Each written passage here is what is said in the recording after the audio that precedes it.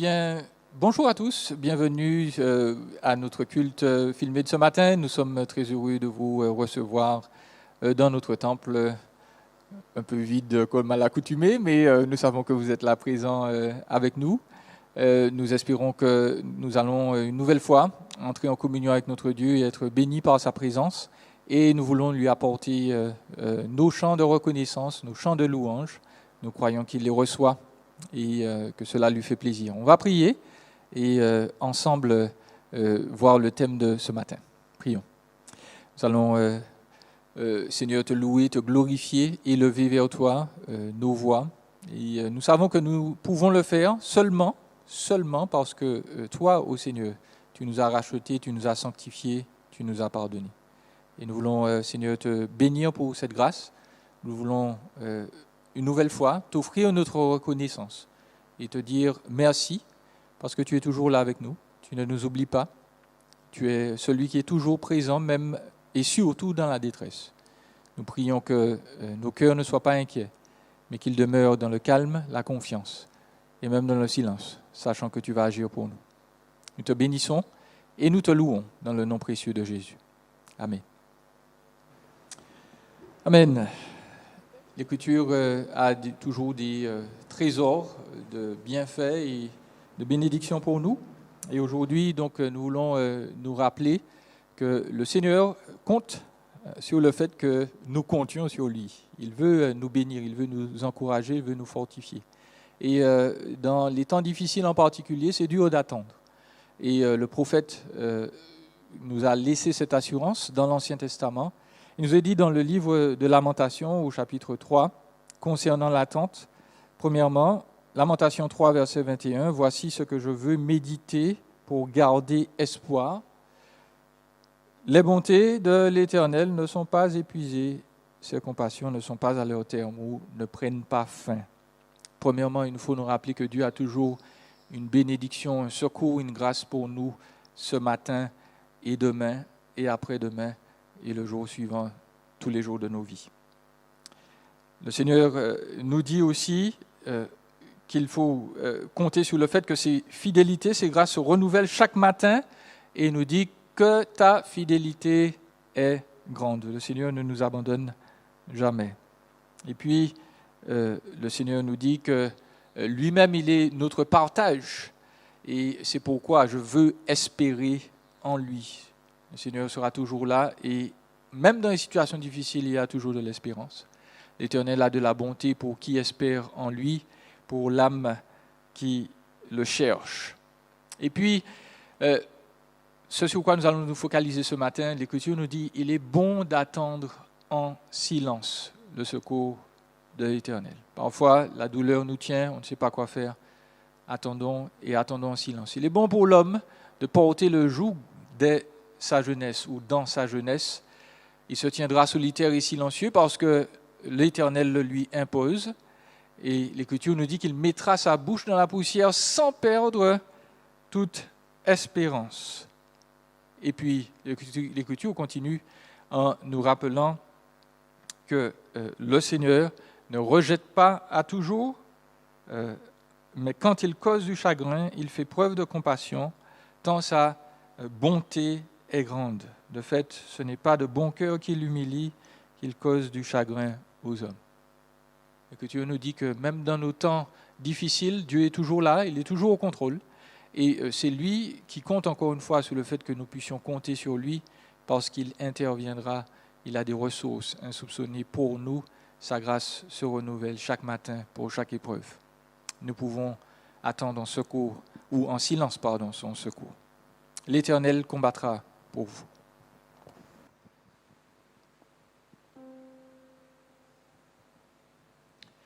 L'Éternel combattra pour vous. L'Éternel combattra pour vous. L'Éternel combattra pour vous. Et vous gardez le silence.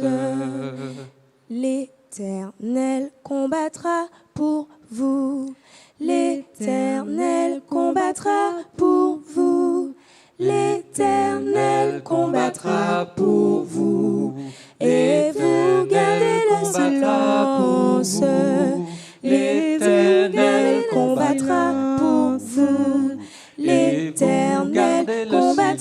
pour vous.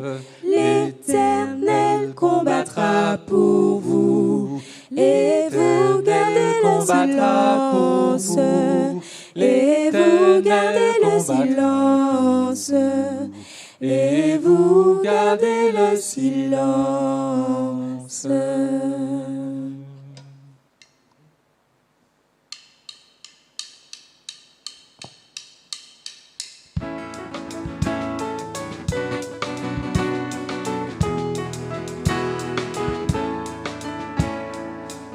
Entends-tu la tempête et ses terribles accents? Par le Seigneur et l'arrête, sauve tes enfants. Mais aucun bruit ne l'éveille, il dort et nous périssons.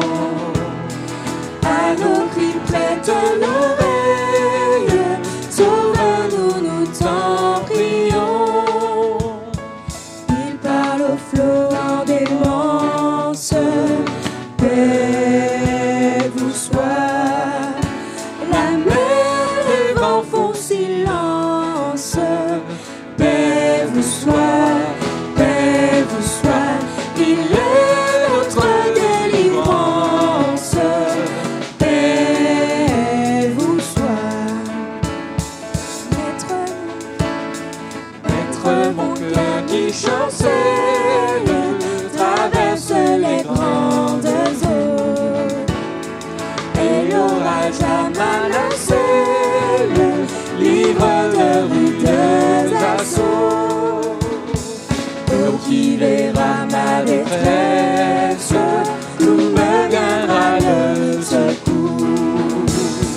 À toi, Seigneur, je m'adresse, c'est à toi que j'ai recours. Et par le flot en démence, paix vous soit.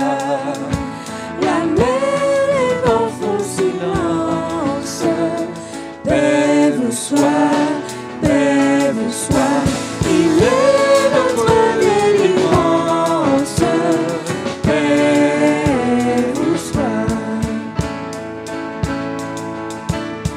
Maître, l'onde est apaisée, le doute a quitté mon cœur, et mon âme consolée a retrouvé son sauveur. Pour prendre en ta main ma vie jusqu'au jour de ma mort. En toi seul je me confie, tu me conduiras au port. Il parle au flot en démence, paix vous soit. La mer, les vents font silence, paix vous soit, paix vous soit. Il est notre délivrance, paix vous soit.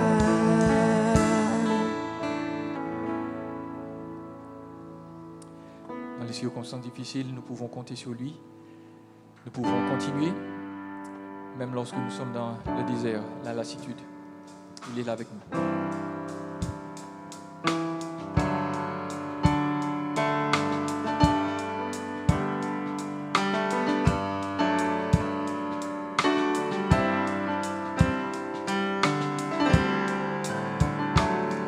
Dans ce désert de lassitude, où mes pas m'ont amené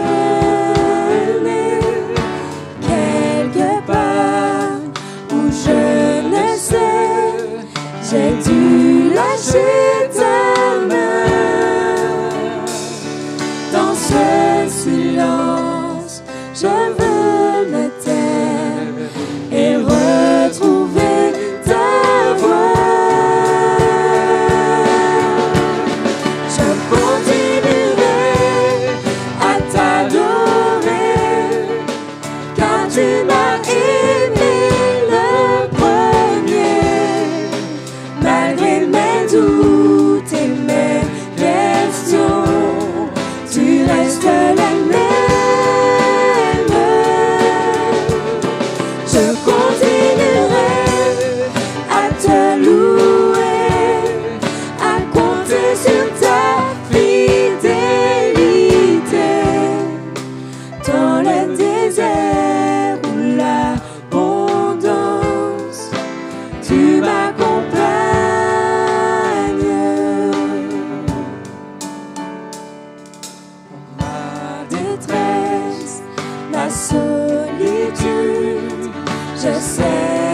tu es resté.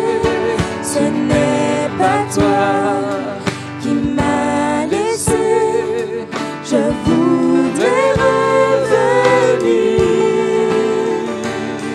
dans ce silence. Je veux me taire et retrouver ta voix. Je continuerai à t'adorer, car tu m'as aimé le premier. Malgré mes doutes et mes questions, tu restes le même. Je continuerai à te louer, à compter sur ta fidélité. Dans le désert ou l'abondance, tu m'accompagnes. Je continuerai à t'adorer, car tu m'as aimé le premier. Malgré mes doutes et mes questions, tu restes le même. Je continuerai à te louer, à compter sur ta fidélité. Dans le désert ou l'abondance, tu m'accompagnes.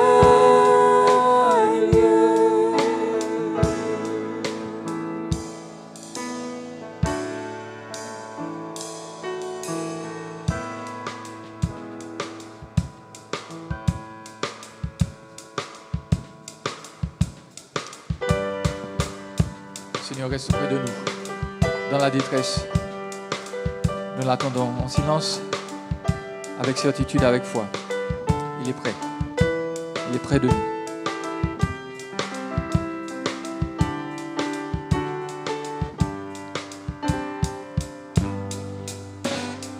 Mon Dieu, plus près de toi, plus près de toi. C'est le mot de ma foi, plus près de toi. Dans le jour où l'épreuve déborde comme un fleuve, garde-moi près de toi, plus près de toi. Plus près de toi, Seigneur, plus près de toi. Tiens-moi dans ma douleur, tout près de toi. Alors que la souffrance fait son grand silence, toujours plus près de toi, Seigneur, tiens-moi.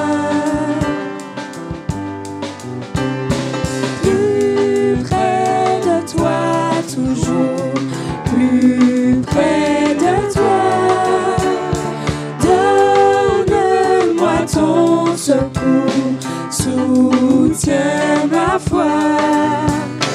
Que Satan se déchaîne, ton amour me ramène toujours plus près de toi, plus près de toi.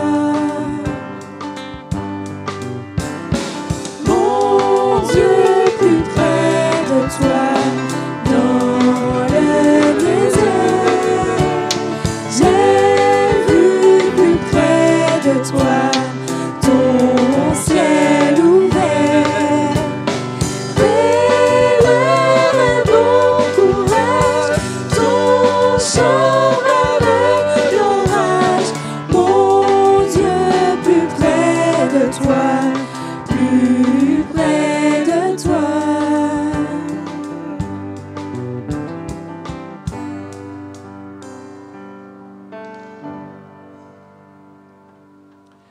Seigneur est prêt à nous instruire par sa parole.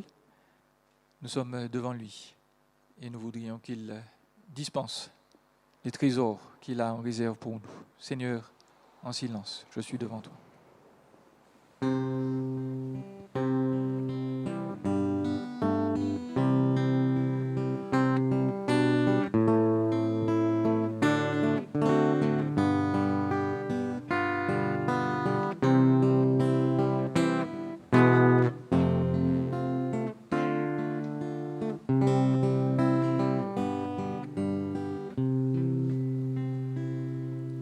Seigneur, en silence, je suis devant toi. Oh, en ta présence, sensible à ma foi, je ne veux connaître aucune autre voie que la tienne, ô Maître. Toi seul parle-moi. Oui, daigne m'instruire et dis tout, Seigneur, ce que tu dois dire à ton serviteur. Seigneur, je t'écoute. Seigneur, instruis-moi. Montre-moi la route.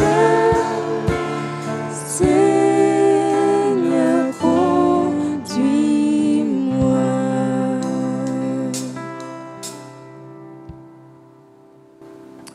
Amen. Prions. Seigneur, merci de nous faire grâce ce matin et de faire en sorte que nos cœurs, malgré l'épreuve, malgré la douleur, malgré le temps qui passe, restent là confiants dans l'espérance, en silence devant toi. Tu sauras les combler et tu sauras les bénir. Nous te bénissons et nous te louons, te remercions dans le nom précieux de Jésus. Amen.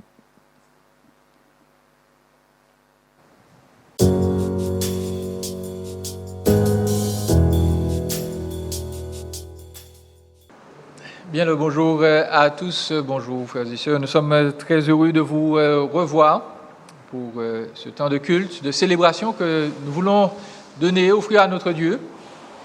Il est saint, il est digne de louange et c'est lui qui nous a comblé de nombreux bienfaits. En particulier, donc aujourd'hui, c'est la fête des mères.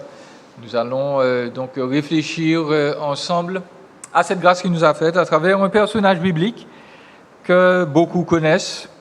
Et nous allons parler de Ève. Nous allons parler d'Ève, la première femme, la première mère. Le sujet est important. On ne peut pas vivre sans elle, littéralement. Et Dieu donc nous offre la grâce de le connaître, on va le voir, par l'intermédiaire de celle qui nous donne naissance. Aujourd'hui, donc, on va parler d'Ève dans sa féminité, on va parler d'Ève dans sa maternité, on va parler d'Ève aussi dans son infidélité à l'Éternel, et puis on va parler du contraire d'Ève dans sa fidélité au Seigneur. C'est ce que nous allons faire ensemble. On va prier. Aujourd'hui, notre méditation va se baser sur plusieurs versets dans la Genèse, chapitre 1, et puis chapitre 2, 3, même 4. Prions. Seigneur, merci de nous faire grâce et merci de nous parler par ta parole, de nous instruire selon ce que tu as prévu. Merci pour les mères que tu nous as données. Merci de les bénir en ce jour et de les encourager. Merci de les soutenir, de soutenir aussi leurs maris pour ceux qui en ont et Seigneur, de bénir les enfants aussi que les familles de ton assemblée soient bénies, ceux qui te font confiance. Nous te le demandons dans le nom précieux de Jésus. Amen. Voilà, Ève, nous allons voir ensemble plusieurs aspects, donc Ève dans toute sa splendeur, et puis Ève aussi dans toute sa sombreur. L'Écriture nous révèle les aspects positifs et, entre guillemets, négatifs de notre mère à tous. Ève, c'est la première femme du monde. Elle est créée donc après l'homme, et comme toutes les femmes, elle a un rôle crucial dans l'histoire de l'humanité. Dans les 2 premiers chapitres de la Genèse, Moïse nous décrit Ève dans toute sa splendeur. Dans Genèse, au chapitre 1, à partir du verset 26, il nous est dit « Puis Dieu dit, faisons l'homme à notre image, à notre ressemblance, qu'il domine sur les poissons de la mer, sur les oiseaux du ciel, sur le bétail, sur toute la terre et sur tous les reptiles qui rampent sur la terre. » Dieu créa l'homme à son image. Il le créa à l'image de Dieu. Et la partie qui nous intéresse, il créa l'homme et la femme. Dieu les bénit et leur dit, reproduisez-vous, devenez nombreux, remplissez la terre et soumettez-la, dominez sur les poissons de la mer, sur les oiseaux du ciel et sur tout animal qui se déplace sur la terre. Ève, donc, c'est la première femme au monde. Elle est à l'image de Dieu. Elle est l'égale de l'homme, sans être identique à lui, bien entendu. Ève, donc, dans toute son attitude, la femme, dans ce qu'elle est une partie de l'image de Dieu, donc elle a un rôle très important, crucial pour nous tous.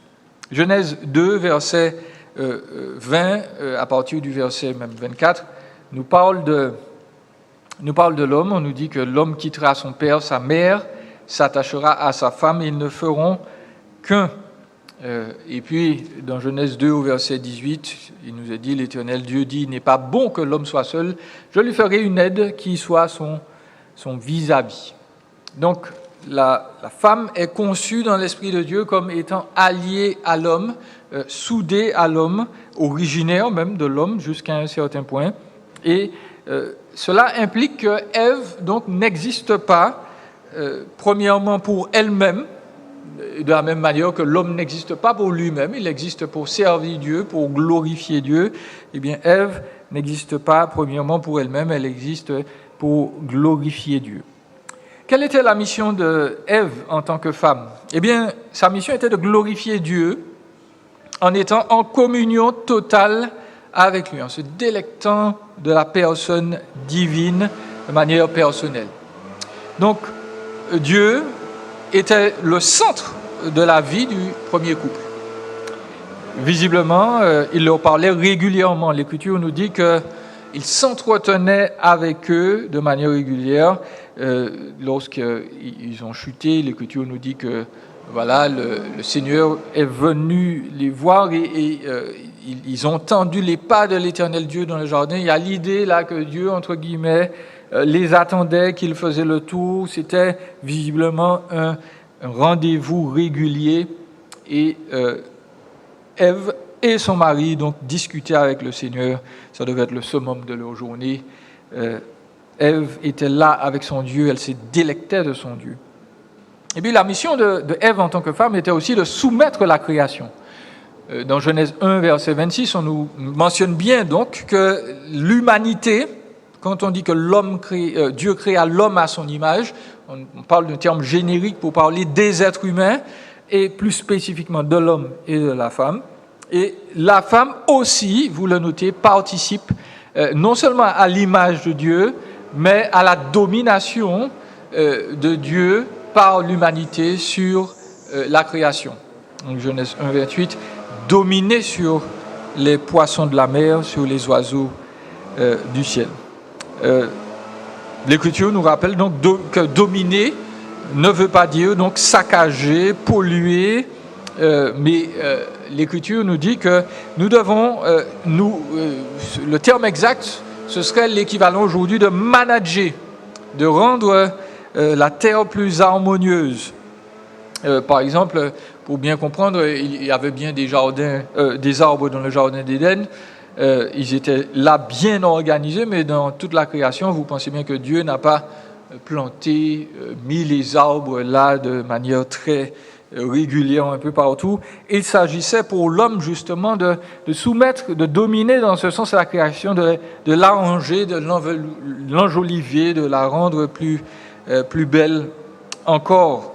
Il ne s'agit donc pas de saccager, de polluer à volonté, de la rendre, mais plutôt de la rendre plus harmonieuse. Donc, Ève participait à cette domination-là avec Adam, elle l'aidait dans cette tâche, et cette tâche de soumettre la création, dès le départ, le terme hébreu, quand le Seigneur emploie le verbe dominer, eh bien, il s'agit d'essayer donc d'imposer un certain ordre à quelque chose qui est dans le désordre et qui va opposer une résistance. Il y a toute cette idée-là dans l'hébreu original. La tâche de soumettre la création, ce n'est pas une croisière tranquille, même si sans péché, elle aurait été plus facile. Il faut avancer. Ève avait pour mission aussi d'être une aide pour son mari et d'être une chair avec lui. Nous l'avons lu tout à l'heure. Ève apportait la force de Dieu à Adam. Lorsque l'Écriture nous dit, voilà, je lui ferai une aide qui soit son vis-à-vis, Dieu pense à Ève non pas comme une secrétaire glorifiée ou bien simplement quelqu'un qui va s'occuper de la maison. Il y a l'idée qu'Ève constitue une force. Le mot aide là veut dire ou est employé uniquement de la personne divine dans l'Écriture. Et donc Ève a un rôle important. Elle apporte une aide divine à son mari. Sans elle, il ne pourra pas accomplir sa mission de glorifier Dieu et de soumettre la création. Donc elle l'épaule, elle l'encourage dans cette tâche. Elle lui apporte une perspective unique. Elle lui donne des conseils. Elle est là pour le relever peut-être quand il y a des moments de faiblesse. L'Écriture donc nous dit que Ève est une aide divine pour son mari. Si vous êtes femme, donc vous avez des capacités particulières de la part de Dieu que vous devez mettre à l'œuvre, non seulement dans l'Église, mais hors de l'Église pour la gloire de Dieu. Et puis, bien entendu, la mission de Ève en tant que femme était aussi de devenir mère. Je le précise déjà, nous allons revenir au-dessus. Et puis, j'ajoute qu'il y a deux manières d'être mère dans l'Écriture. Une manière physique, puisqu'il y a des personnes qui ne peuvent pas forcément donc avoir des enfants, mais il y a aussi la manière spirituelle. On peut devenir une mère. Le Nouveau Testament insiste là-dessus, d'ailleurs. Lorsqu'on prend un texte compliqué dans 2 Timothée ou 1 Timothée au chapitre 3, on parle des mères et on dit elle sera sauvée si elle devient mère. Il y a cette idée-là, non pas que la maternité nous sauve, mais qu'elle va montrer qu'elle est vraiment à Christ si elle touche des personnes et qu'elle les amène à Christ. Mais voilà, une première application. Ève, donc, dans sa féminité, nous enseigne beaucoup.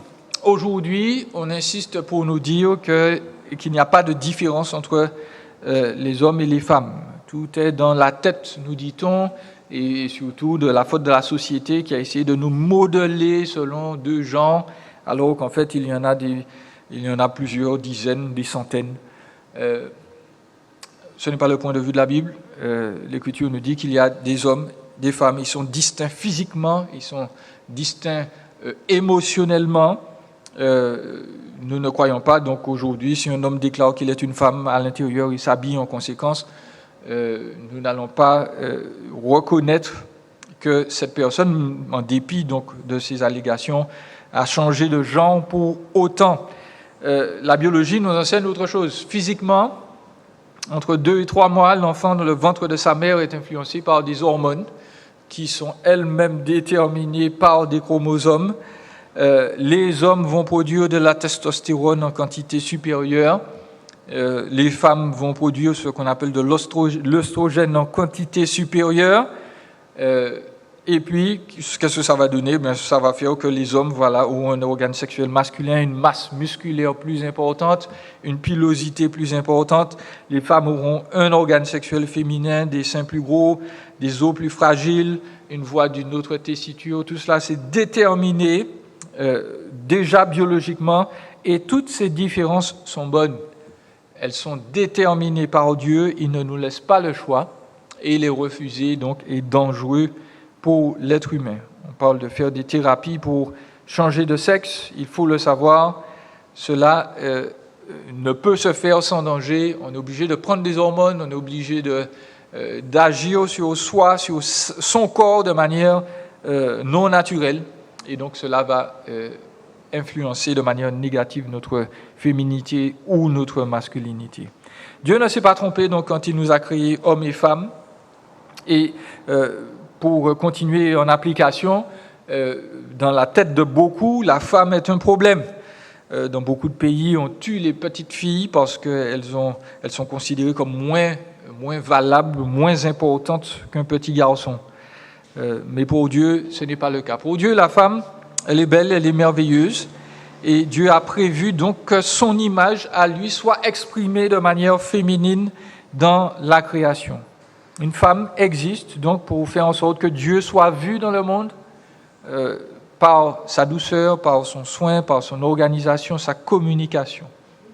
Lorsqu'on regarde une femme agir, on peut discerner une portion du cœur de Dieu.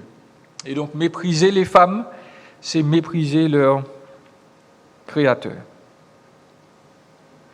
Donc, l'Écriture nous rappelle que Ève, dans sa féminité, nous rappelle que la féminité en elle-même est une bonne chose, ne doit pas être reniée. Et on doit être donc respectueux de la femme en tant que telle parce qu'elle est une image de Dieu. Il nous faut poursuivre. L'Écriture nous parle d'Ève dans toute sa maternité. Dans Genèse au chapitre 3, verset 20, il nous est dit donc Adam appela sa femme Ève, car elle devait être la mère de tous les vivants. Et puis, on l'a déjà lu dans Genèse au chapitre 1, on a dit que Dieu déclare qu'il faut que les êtres humains se reproduisent. Le terme est particulier. La reproduction n'est possible que si nous avons donc un homme et une femme, on peut toujours y revenir.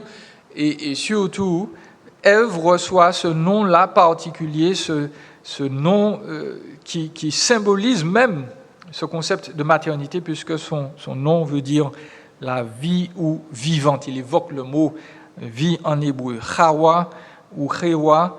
Il y a l'idée donc qu'elle est elle-même vie et elle est source de vie.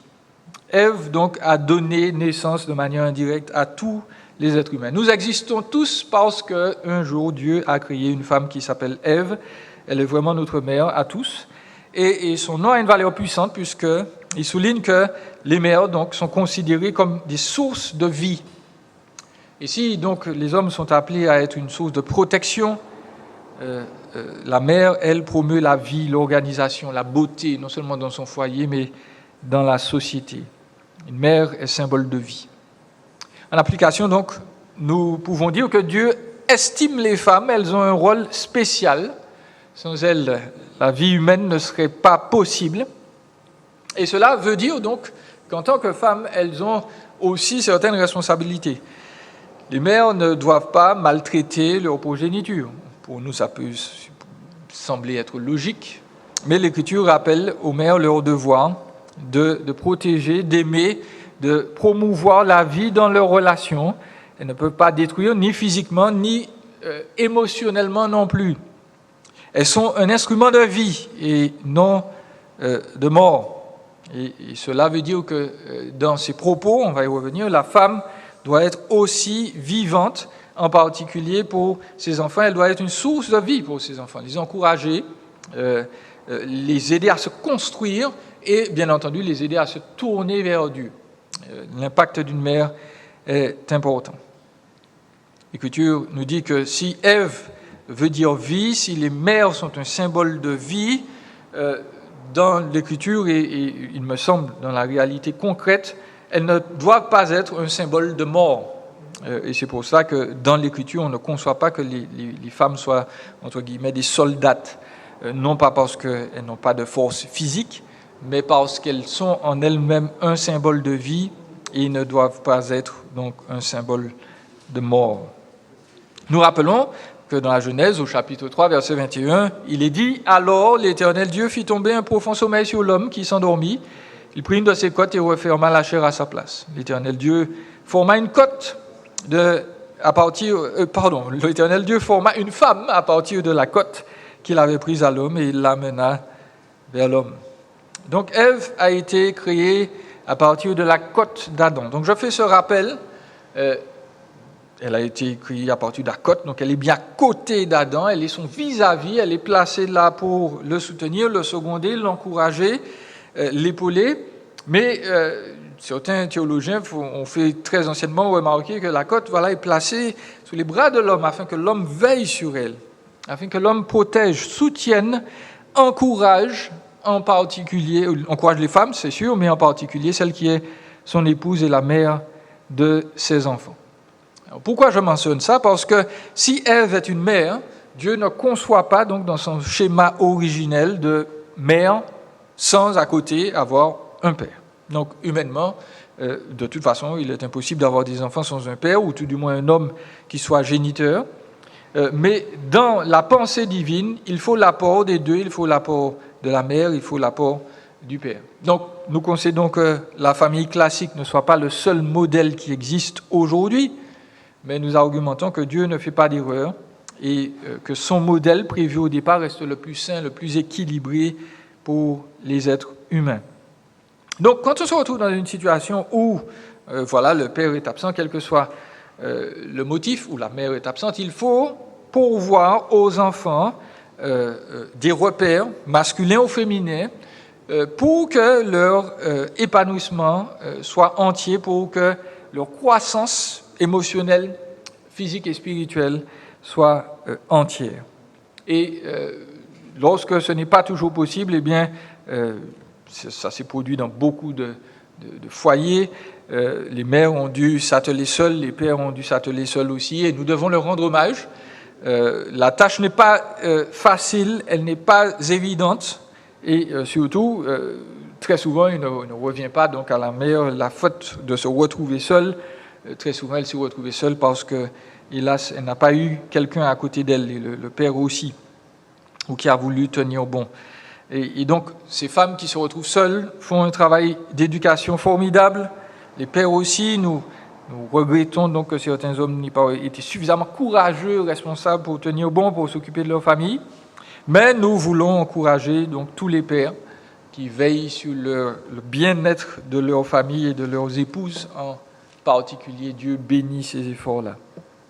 Ève, donc, est une mère, elle est symbole de vie, elle donne la vie, elle maintient la vie, et hélas, elle le fait dans des circonstances qui sont difficiles et qui parfois ont une influence sur elle. Dans Genèse, au chapitre 3, hélas, nous constatons un moment où Ève a flanché.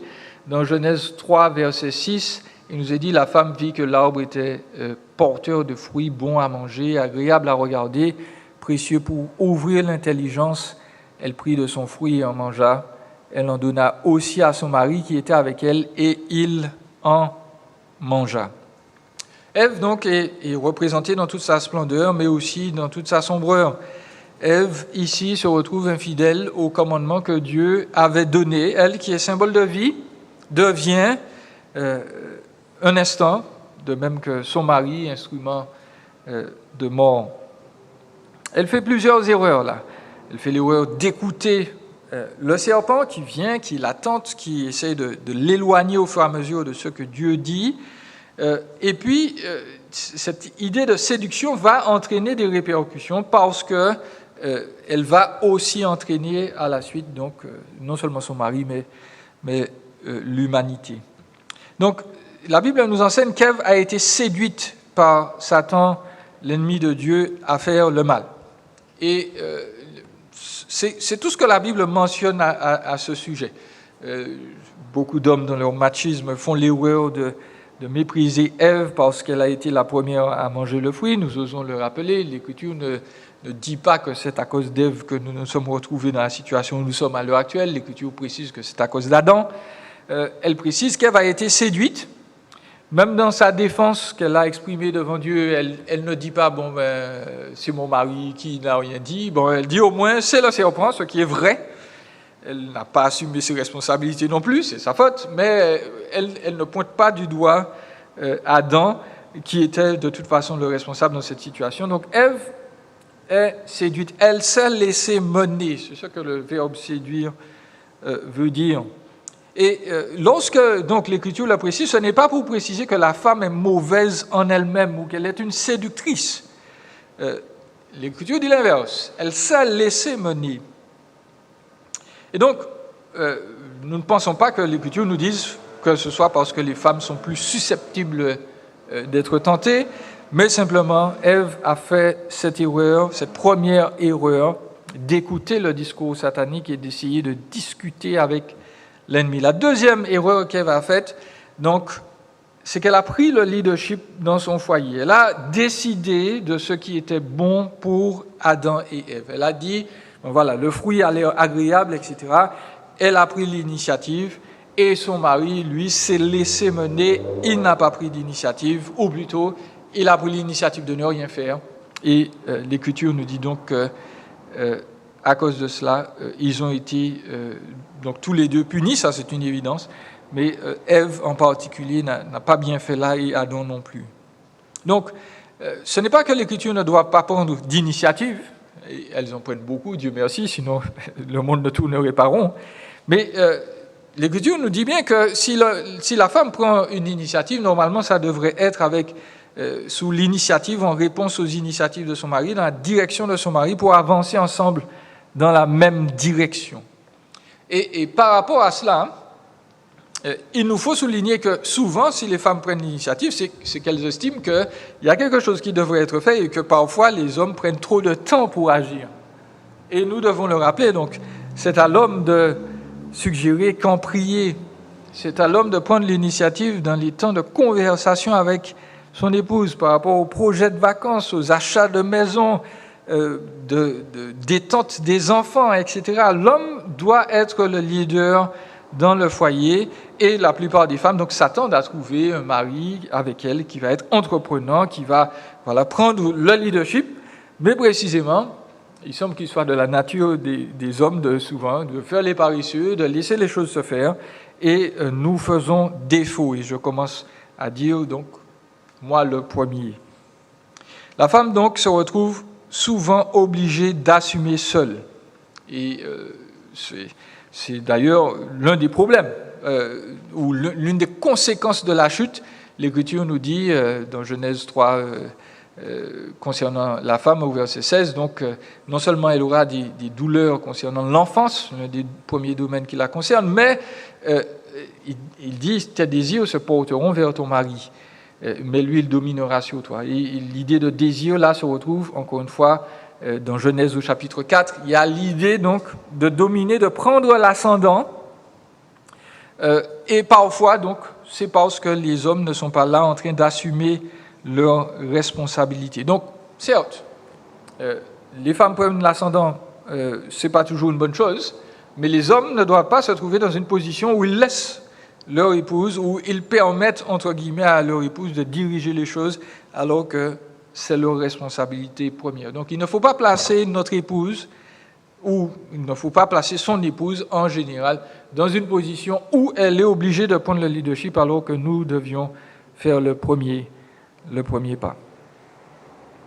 Donc, en application, Ève a pris le fruit en premier, elle en a donné à son mari, elle a pris de mauvaises initiatives et lui a suivi plutôt que de la protéger et de la défendre. Et ça, c'est pas bon. Et donc, le texte enseigne comment la mère, pour ne pas être donc infidèle à Yahweh, doit gérer son influence. L'influence d'une mère en particulier ne peut pas être mesurée. Et dans ce qu'elle va faire, dans ce qu'elle va dire, elle sera, nous l'avons dit, soit une Ève, un instrument de vie, ou un instrument de mort. Et quand elle donne donc des conseils, une mère, et je ne parle même pas forcément au niveau de ses enfants, mais une mère en général, lorsqu'elle donne des conseils, les enfants s'arrêtent et ceux qui sont plus sages réfléchissent. Une mère est là pour guider, pour donner de bons conseils. Cela est primordial et c'est bien cela qu'il ne faut pas oublier. Donc, le rôle d'une mère, c'est de guider, d'encourager, de faire grandir, de transmettre, d'être un tremplin pour propulser l'enfant dans la vie avec un bon ballon, pour utiliser une expression clairement créole.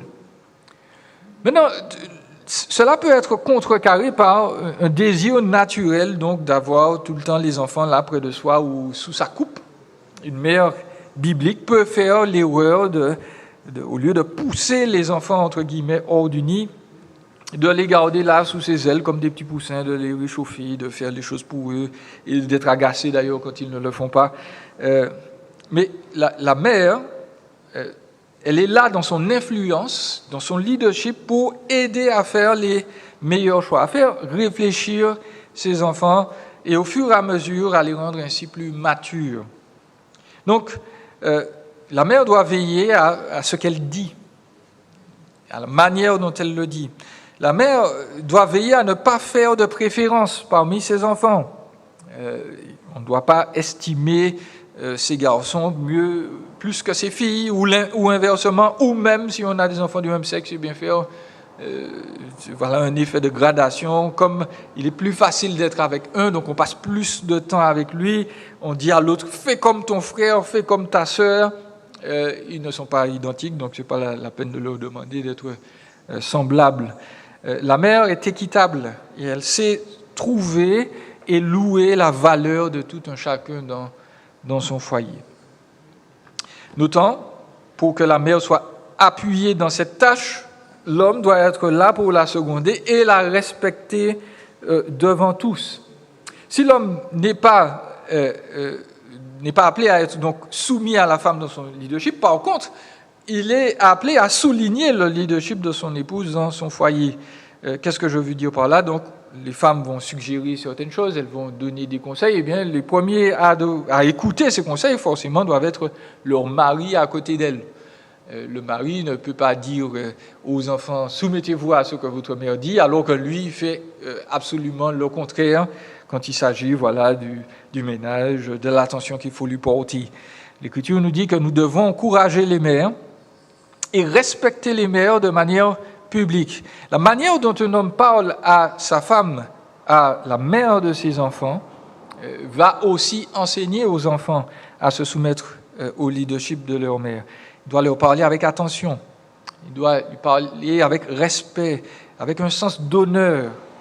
Il doit, dans ses mots, choisir et faire comprendre à ceux qui l'écoutent que cette femme-là est importante. Son attitude doit être toujours aimante, apaisante, même lorsque les choses vont mal. Un mari respecte la mère de ses enfants, il ne la ridiculise pas, il ne prend pas fait et cause contre elle. Il est toujours avec elle. S'il y a des choses à régler, on les règle entre nous. Et on ne donne pas donc une priorité à quelqu'un d'autre sur la mère de nos enfants.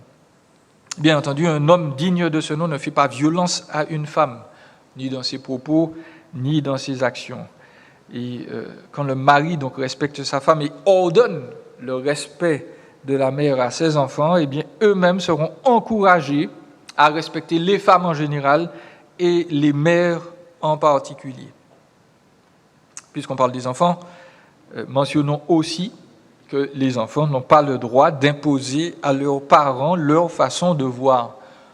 Ils peuvent discuter, ils peuvent très certainement argumenter avec une voix douce et raisonnable, mais ils n'ont pas le droit d'imposer leur façon de faire ou de voir dans le foyer. S'ils pensent être des personnes qui peuvent se diriger eux-mêmes et qui veulent faire ce qu'ils veulent, eh bien qu'ils le démontrent en faisant leur valise et en s'installant dans leur logement qu'ils auront payé avec leur argent. Et ainsi, ils vont honorer Dieu en vivant une vie de personnes responsables. L'Écriture ne change pas d'opinion, d'avis. Elle enseigne, enfants, soumettez-vous à vos parents. Si cela n'est pas possible, eh bien, vous devriez simplement partir de chez vous. Dieu ne vous approuvera pas si vous essayez de renverser l'autorité familiale. Donc les mères doivent être respectées jusqu'au bout, et par les époux, les hommes, et par les enfants. Et puis, il nous faut voir notre dernier point, la fidélité d'Ève à Yahweh. Certes, Ève a été infidèle sur un point, mais nous devons remarquer une chose importante. Ève n'est pas mentionnée beaucoup dans l'Écriture. Son prénom n'est cité que 4 fois. Et en fait, après la Genèse, on ne l'entend plus parler. Mais de manière assez intéressante, après la chute, on n'entend pas Adam parler, mais on entend Ève discuter. Et de quoi parle-t-elle? L'Écriture nous dit dans Genèse chapitre 4, verset 1, Adam eut des relations conjugales avec sa femme, Ève, elle tomba enceinte et mit au monde Caïn. Elle dit, j'ai donné vie à un homme avec l'aide de Yahweh. Elle mit encore au monde le frère de Caïn, Abel. Abel fut berger et Caïn fut cultivateur. Après la chute, Dieu a promis à Adam et Ève un libérateur. Vous pourrez lire cela dans Genèse chapitre 3, verset 15. Dieu promet à Satan qu'il sera vaincu par la descendance, la postérité de la femme qui va écraser la tête du serpent, le tuer, symboliquement. Ève a entendu cela. Adam aussi. Adam a appelé sa femme Ève parce que, là encore, c'est lui qui est le chef, le responsable, même si il a échoué, il est là en train de gérer son foyer quand même, et il a compris que Ève, c'est la mère de tous les vivants. Ça, c'est une chose importante. Et Ève, elle l'a compris encore mieux parce que quand elle a son premier fils, Caïn, elle dit « J'ai donné vie à un homme avec l'aide de l'Éternel ». Ça, c'est une version traduite. L'hébreu dit littéralement j'ai produit ou j'ai obtenu de la part de Yahweh l'homme. Pourquoi je dis l'homme en particulier? Parce que il nous faut nous rapporter dans le contexte à cette promesse que Dieu a faite à Adam et Ève. Il a dit, voilà, je vais mettre une guerre entre la descendance de la femme et la descendance de l'ennemi. Et lui, ou cette descendance-là, on parle de cette descendance en tant qu'homme, va lui écraser la tête. Donc, Ève attend, espère l'homme qui va écraser la tête de Satan. Elle l'appelle Caïn parce que Caïn veut dire obtenu avec l'aide de l'Éternel ou obtenu, donc elle a obtenu cet homme, ce libérateur de la part de Yahweh. Donc, Ève espère. Adam ne parle pas dans ces moments-là, mais Ève, elle espère en Dieu. Certes, elle a été infidèle à un point, mais là, son espérance, sa foi est placée en Dieu. Et un instant, donc, sa foi va rencontrer un obstacle, puisque Caïn va grandir, et nous savons qu'il est devenu, donc, meurtrier de, entre guillemets, la moitié de l'humanité, puisqu'il a tué son frère, il est chassé loin d'eux. Mais voilà, Ève continue, j'ai envie de vous dire, de croire en Dieu, parce que après le départ de Caïn, eh bien, elle a un autre fils, et elle l'appelle Seth. Elle l'appelle Seth. Et pourquoi elle l'appelle Seth?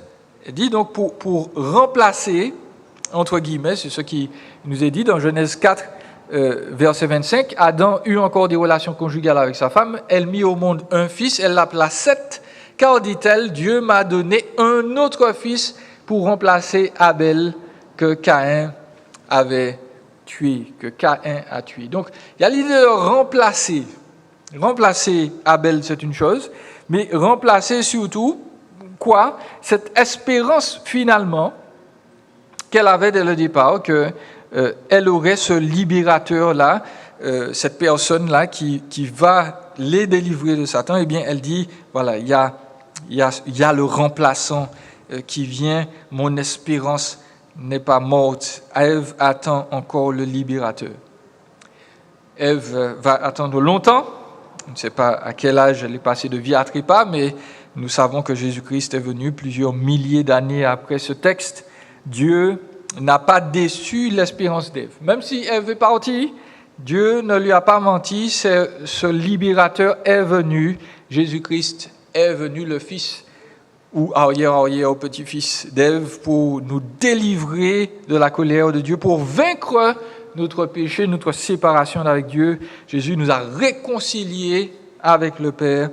Et tout comme Ève, nous pouvons placer notre foi en lui, en Dieu, que s'il est mort et ressuscité pour nous sur la croix, nos péchés, notre état de perdition devant Dieu, tous nos compromis sont effacés. Nous sommes libres de toute condamnation. Voilà. Ève nous représente ou donne tout ceci. Ève est la femme, elle est la mère. Certes, elle a chuté, mais elle se relève. Elle maintient sa fidélité, sa foi en Dieu. Elle est une source de vie. Elle est l'aide divine que Dieu a donnée à Adam. Et par elle, donc, nous avons reçu de manière indirecte Jésus-Christ. Il viendra un temps où la maternité et la paternité n'existeront plus. Dans le ciel, il n'y aura pas de mère, de père, il n'y aura pas de famille comme on l'entend aujourd'hui. Mais il n'empêche que dans un monde donc, où on essaye d'abandonner le respect qui est dû aux femmes, Dieu nous appelle, en attendant que nous ayons des mères, à leur montrer tout le respect, tout l'honneur, tout l'amour que nous avons pour elles, et à nous rappeler donc qu'elles sont pour nous des sources de vie. Surtout si elles font confiance à l'Éternel, eh bien, les femmes sont des bénédictions.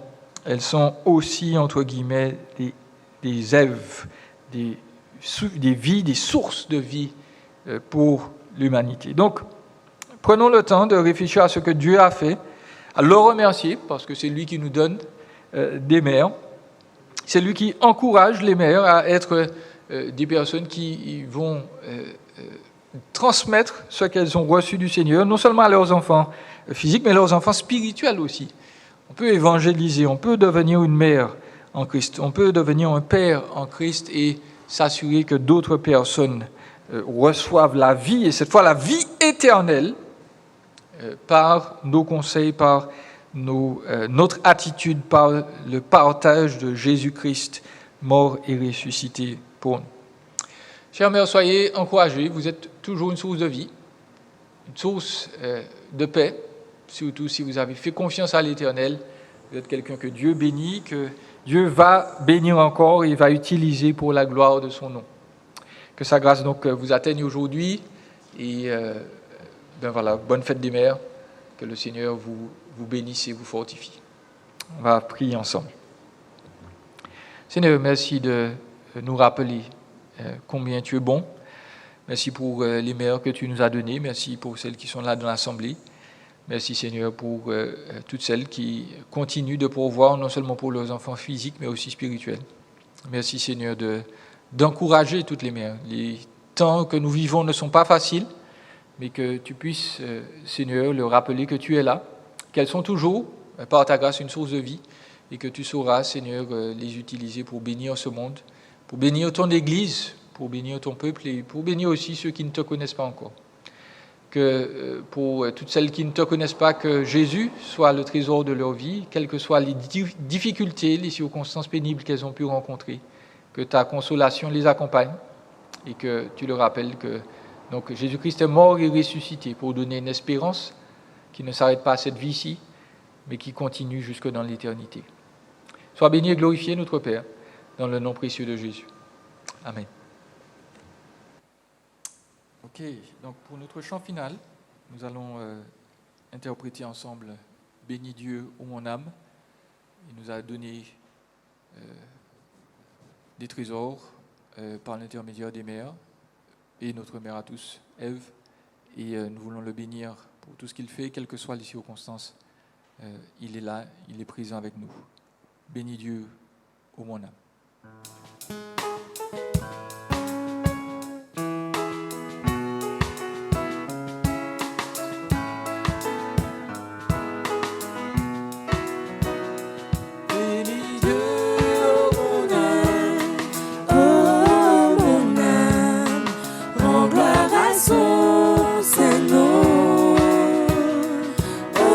Chante que t'aimer, oh mon âme, rends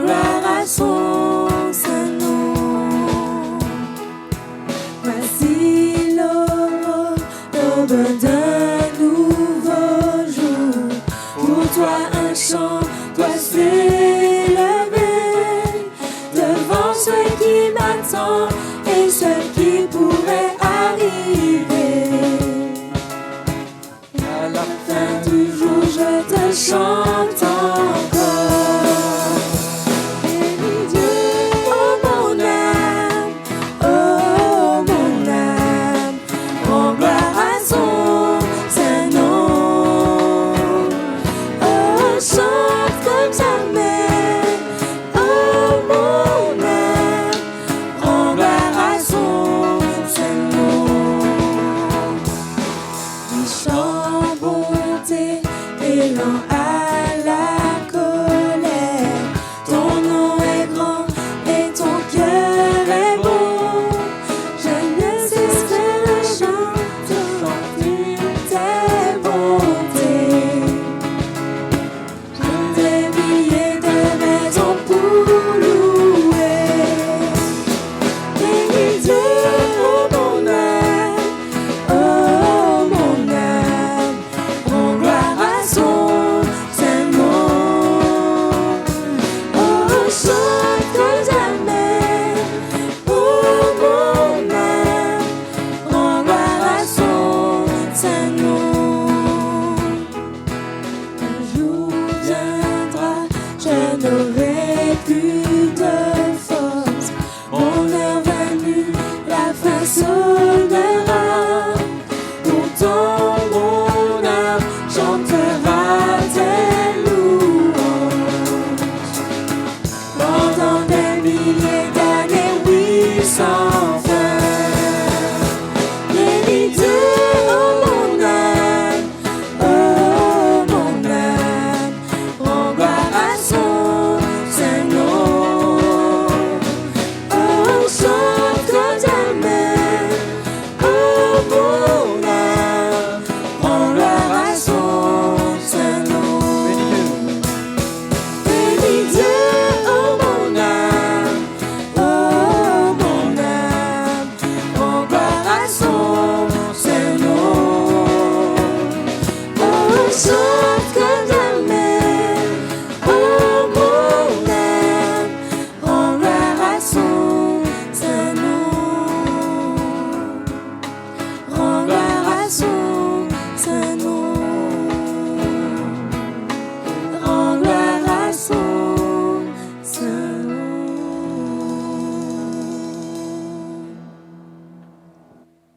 Amen.